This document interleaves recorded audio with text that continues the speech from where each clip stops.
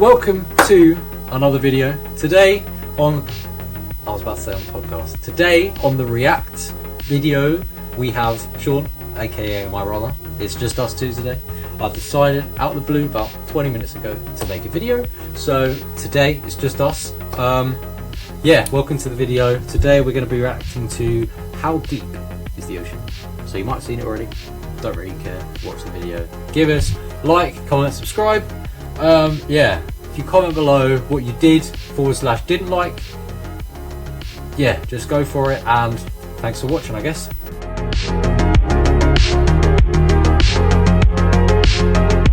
The ocean is really, really deep. Deeper, in fact, than most of us realize. If you were to shave off all of the land from the tops of every continent and island in the world and fill up the ocean's deepest points with that land, then the entire Earth would be covered in an ocean 2 miles deep. 3/4 of our planet is already covered in water, though, and it goes... Did you know that? What? That 75% of the world is water. Like, ocean. I did. I generally didn't know this. I thought it was kind of like a 50-50 deal. I'm probably getting roasted for this, but, you know, here we go. It's a lot deeper than just 2 miles. Let's start with a sense of scale. This dot right here is the size of an average human. This slightly larger dot is the size of an elephant. And this is the size of the largest ship ever built, the Knock Nevis. With that in mind, let's start going underwater and see what we find out. The first milestone is at 40 meters below the surface, which is the maximum depth allowed for recreational scuba diving. A little further down at 93 meters is where the wreck of the Lusitania was discovered, which is interesting because the Lusitania itself is 240 meters long, which means that it sank in water shallower than That's the mine. Lusitania sunk by a submarine, probably one. It's not really a big deal, is it? I'm just trying to see when it was. Can you see a date? Yeah, that's what I'm trying to look for. I can't find it. That's it. All the news that's fit to print, an extra 8:30 AM. So I don't think it's those. Alright, I can't find it, but it looks like it is long, so if the ship was standing on its stern or bow, it would be sticking out of the water. Just slightly deeper than that, at 100 meters, is where diving can become seriously fatal if you're not careful because of decompression sickness. But that didn't stop a man named Herbert Nitsch to accomplish the free diving world record at a depth of 214 meters. This guy swam down to this level with just one single breath. But a little... Do you ever just get in a pool and you just can't breathe? You go in, you're like, oh, let's see how long I can breathe for. It's about 20 seconds. I get How's that. this geezer 214 meters? Man, he's probably a 6 swimmer though. He's probably like a Yeah, pencil. but think about it. Swimming straight is fine, but you've If got you the... think about it, if he was standing on the shard and there was a sea below it, then he could dive from the shard all the way down, and then he goes a pencil, Would you not and then die? that would be one breath going all the way down. Yeah, but would you And then not all he has die? to do is swim up. Would you not? Do you think he jumped off or just let himself in? That's a good question. Well, considering he was probably wearing diving gear and stuff like that. He looks like Johnny Sins.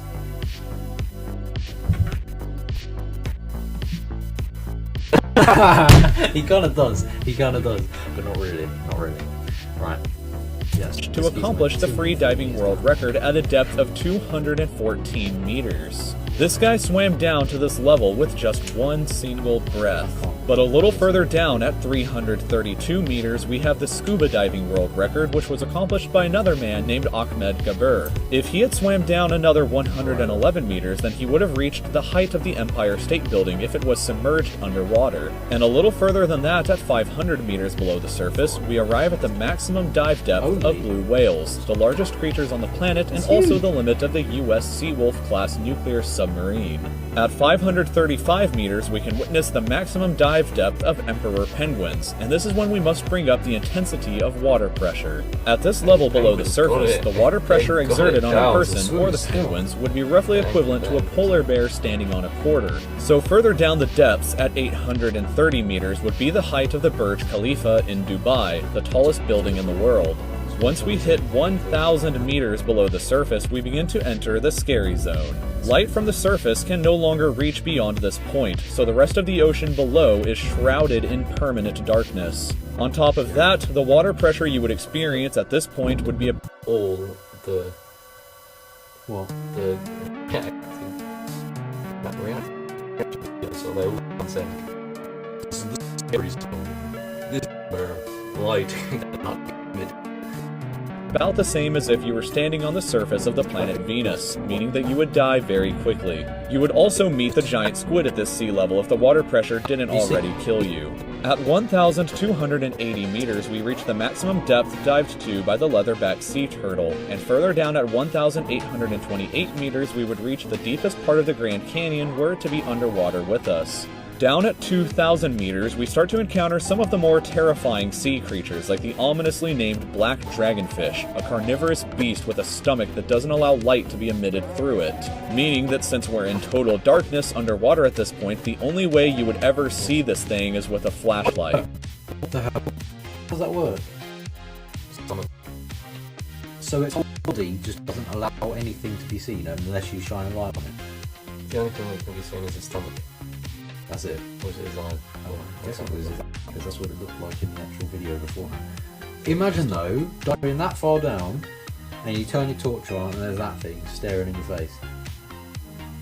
How scary would that be? What is? Come on, look it up. How big is it? A dragonfish. I reckon that's 10 meter long, maybe. Meter long? 40 centimeters. That is still not that 40 big. centimeters, and it's a long thing like that. It's basically a snake. It's cool. What? So a bit like this. The male. Okay, fair enough. A little further down at 2,250 meters, we would reach the maximum depth dived to by both sperm whales and the very frightening colossal squid. Sperm whales often have sucker marks and scars left on their bodies from battles with the colossal squid that likely take place at these incredible depths. The squids themselves can grow to be 14 meters long and weigh up to 750 kilograms with eyes the size of a dinner plate and razor-sharp sickles in the middle of their tentacles. So yeah, good luck with that down there. Way further down at 3,800 meters, we can find the wreck of the RMS Titanic. And a bit past that, at 4,000 meters, we start to enter the abyssal zone of the ocean. Water pressure is at an astonishing 11,000 pounds per square inch down here, and there are numerous strange, almost alien-like creatures that inhabit these depths, such as the fangtooth, anglerfish, and viperfish. Right. Down at Who actually took those photos? That's what I want to know, because no one's dived that far. I'm guessing a machine's down there. But how would they get such good photos of it? Because for all we know, the media could be lying to us, and that could just be nothing. Have you ever heard of something called a flashlight? Yes. That's what you do. You get down there with a little rover thing and a camera. Photo. Okay, bit sketchy. Do you believe in megalodons? I think we'll get to it. It might be in this. It's It's not. I think so. Yeah, this is depth, not animals. I mean, sure, I guess. I don't see why they would be extinct though. This is my problem. 4,267 meters is the average depth of the ocean where you would normally expect to hit the floor, but there are parts of the ocean that go significantly deeper than even this. At 4,791 meters rests the wreckage of the battleship Bismarck sunk during World War II, and way down at 6,000 meters is the beginning of the Hadal Zone, named after the underworld Hades itself.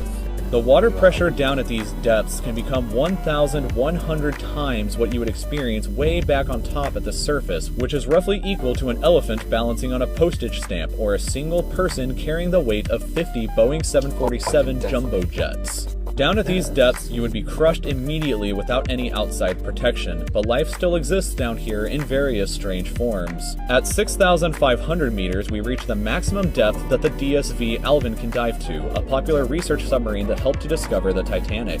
Way further down at 8,848 meters below the surface, and we have arrived at the height of Mount Everest, were it to be upside down and placed underwater. And then, way further past even that, at 10,898 meters, we arrive at at the depth reached by James Cameron in 2012 during the Deep Sea Challenger mission. The deepest point in the ocean yet reached by humans was back in 1960 though, when two men named Don Walsh and Jacques Piccard reached a depth of 10,916 meters using their Trieste submarine. It took... Right. 1960. It's been 61 years since then. Why has no one else been down there now? I don't think anyone really cares. Yeah, but what about what's the word? Marine biologists? Is that the one? It's not like they can say anything. They're just the world record. Maybe. Like, why would it be 1960? Surely someone else has done it better since. them 5 hours to descend through the ocean to this depth, and they only stayed for 20 minutes before a window cracked and they began to resurface. Just a bit further down from there at 10,972 meters and we reach the average flight altitude of a commercial airliner. So if you've ever looked out of a window while on a flight and looked down to the ground, that's a very good sense of how incredibly deep down into the abyss that we are currently at. Finally, when we hit 10,994 meters, we have hit the bottom of the known ocean called the Challenger Deep, right here on this map just about 300 kilometers southwest of Guam Island.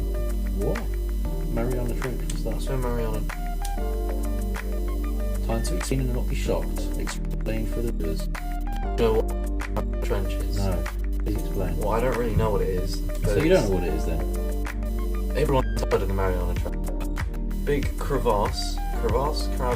Okay. Crevasse? Don't know how to pronounce that. So you got the floor, and you got a big gap. It's like earthquake, but it's all the way down to the bottom, and then that's what the Meg's based on. They go down the Mariana Trench and then go to a new bit that no one's ever explored before, and then find Meg the Don. Is this in the Meg film? But it's not from the Meg. Everyone knows what Mariana Trench is. However, it is believed that there are almost certainly even deeper parts of the ocean than this that just haven't been discovered yet. It wasn't until 1997, after all, that the Sirena Deep was discovered with a depth of 10,732 meters, making it the second deepest known point in the ocean. It is estimated that only about 5% of the ocean's floor has been accurately mapped, leaving the other 95% to be currently a mystery. It may be only a matter of time before an even deeper part of our ocean is found, Exactly. and who knows what we may discover. 5% of the ocean has been explored. What about the other 95? I could read. That's insane.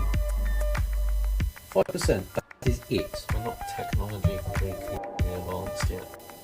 1960 was the last time the furthest person went down. It's been 51 Yeah, years. but it doesn't mean deep. It just means different parts of the world as well. Maybe. Because, like, what if, like, in the middle of the ocean? Hang on, let me go. Say, like, right in the middle. Like, I'm not sure if this can actually see my mouse. I might have removed that. But right between 1997 and Challenger Deep, that is literally middle of ocean, and that hasn't been discovered. Like, no one's looked down. That could easily be 20 meters deep, and no one's seen. Depth of 10,732 meters, making it the second deepest known point in the ocean. It is estimated that only about 5% of the ocean's floor has been accurately mapped, leaving the other 95% to be currently a mystery. It may be only a matter of time before an even deeper part of our ocean is found, and who knows what we may discover there. So that's the video. To be fair, did you really? Oops, Bruh, I need the table. Sean's just broke my laptop. So, did you know that was just like that? That's it. 95% of the ocean has not been explored. That is insane, in my opinion. But we have come to the end of the video. Thank you for watching. We will see you in the next video. Goodbye.